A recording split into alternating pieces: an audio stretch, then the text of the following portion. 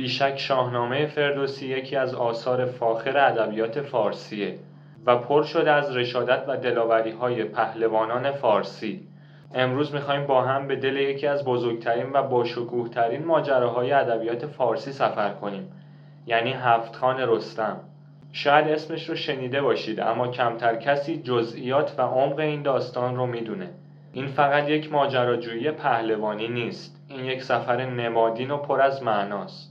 سفری که در اون قهرمان نه تنها با دشمنان بیرونی، بلکه با ترس‌ها و چالش‌های درونی خودش هم روبرو میشه.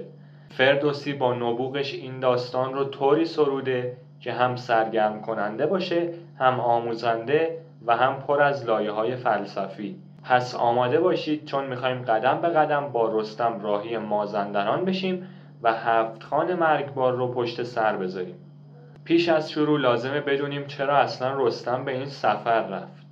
کیکاووس شاه ایران با غرور و بیخردی تصمیم گرفت به مازندران لشکر بکشه، اما نتیجه فاجعه بود.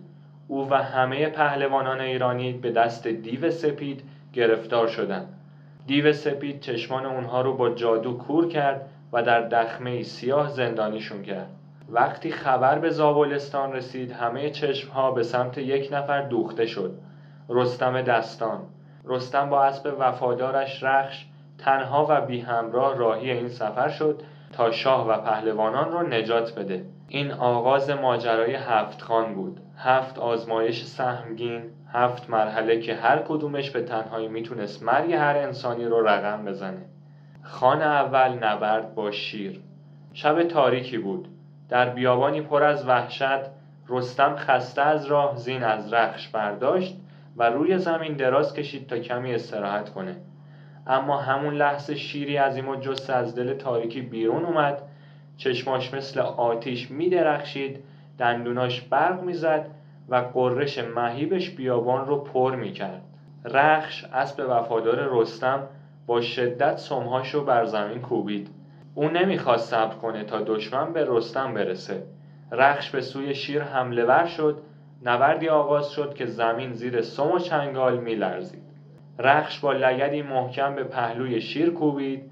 شیر قرید و با پنجه‌های خونین به گردن رخش زد، اما اسب دلاور عقب نشینی نکرد و پس از لحظاتی کشاکش رخش دندونهاشو بر گردن شیر فرو برد و با ضربه‌ای کاری اون رو به خاک انداخت. صبح شد. رستم بیدار شد و دید کنار او شیری غول پیکر افتاده. فهمید که یارش رخش بی هیچ کمکی اون رو از مرگ حتمی نجات داده. رستم دستی بر یال رخش کشید و گفت: ای یار وفادار، اگر تو نبودی این سفر همینجا پایان می‌یافت. خوان دوم، بیابان تشنگی. بعد از پشت سر گذاشتن شیر، رستم وارد بیابانی سوزان شد. خورشید همچون آتشی بی امان بر سرش میتابید. شنهای داغ زیر پای رخش میسوخت.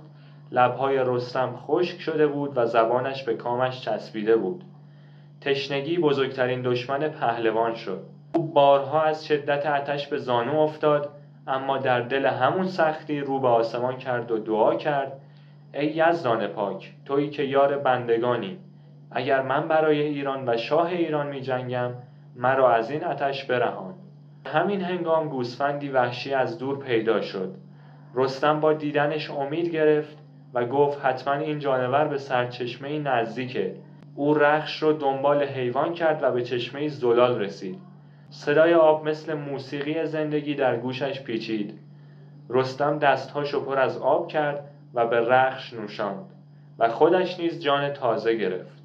خوان سوم، نبرد با اژدها. شب شد و رستم در دل تاریکی خوابید، اما آرامش چندانی در کار نبود. از دل تاریکی اژدهایی عظیم بیرون خزید. دهانش مثل غاری پر از آتش و نفسش بوی گوگرد میداد و چشمانش همچون 2 چراغ خونین بود. رخش اسب با وفای رستم با سمها زمین رو کوبید و سعی کرد که رستم رو بیدار کنه.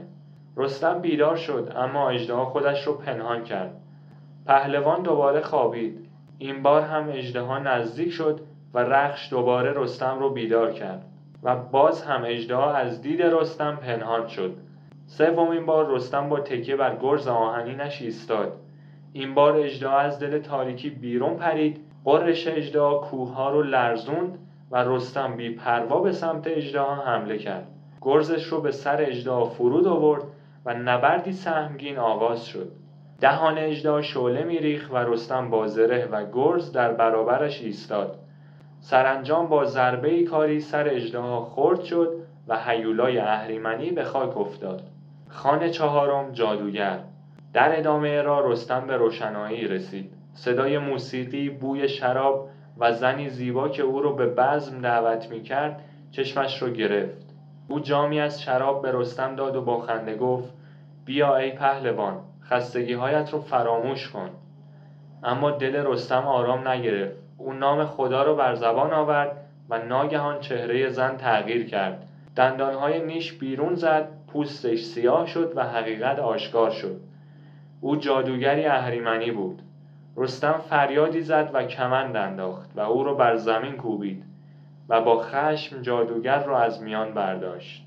خان پنجم، اولاد دیو. در بیابان رستم با مردی روبرو شد به نام اولاد.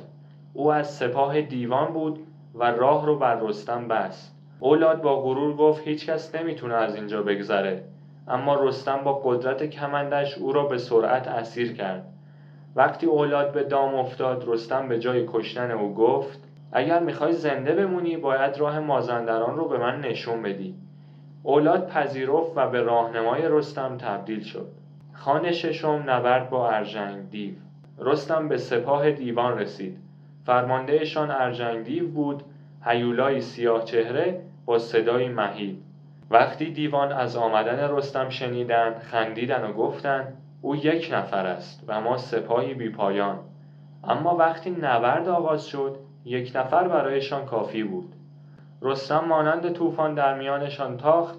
گرزش بر سر دیوان فرود آمد و زمین را از خونشان سرخ کرد.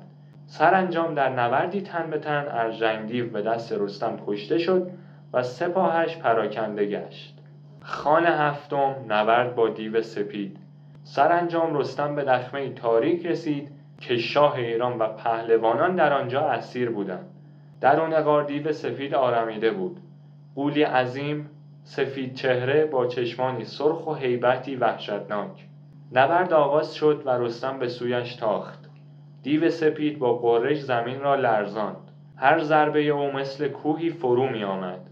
رستم چند بار به زمین افتاد اما باز هم بلند شد. جنگی طولانی و خونین در گرفت و سرانجام رستم بر سینه دیو نشست و خنجرش را درید و جگر او را بیرون کشید و با این جگر بینایی کیکاووس شاه ایران و پهلوانان کور شده بازگشت. هفت خان رستم تنها یک ماجرای جنگی نیست. این داستان میخواد به ما بگه که زندگی پر از آزمونه. گاهی دشمن آشکاره و گاهی پنهون. گاهی در قالب آتش و گرسنگی میاد و گاهی در لباس زیبایی و فریب. و قهرمان واقعی کسیه که با ایمان و خرد و شجاعت و یاری پروردگار از همه این آزمونها پیروز بیرون بیاد. فردوسی با این داستان الگویی برای انسانی آرمانی معرفی میکنه، انسانی که از 7 مرحله زندگی عبور میکنه و در نهایت بر تاریکی و اهریمن پیروز میشه. این بود از داستان 7 خان رستم از شاهنامه فردوسی. امیدوارم از تماشای این ویدیو لذت برده باشید. لایک فراموش نشه و اگر دوست داشتید چنل رو هم سابسکرایب کنید و زنگوله بغلش رو هم فعال کنید تا از ویدیوهای بعدیمون جا نمونید. دمتون خیلی گرمه تا یه ویدیوی دیگه. خدا نگهدار.